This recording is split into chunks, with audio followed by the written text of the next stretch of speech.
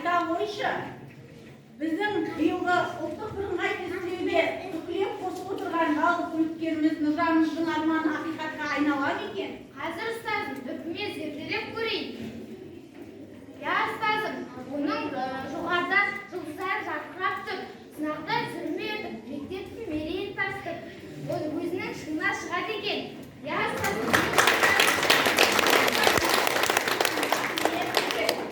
ал менің тұтиған таразым, басым ба, көрінбейсің ғой.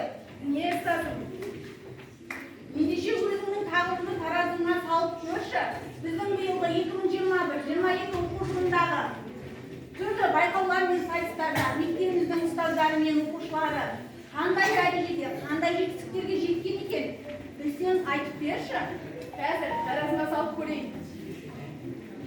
Биылғы оқу жылы көптеген жүлделер алып балалар облыстық, республикалық, аудандық көптеген жүлделер алып, еліміздің бірден бір азаматтары болғанына күмәнім жоқ. Сіздер де солай дейді.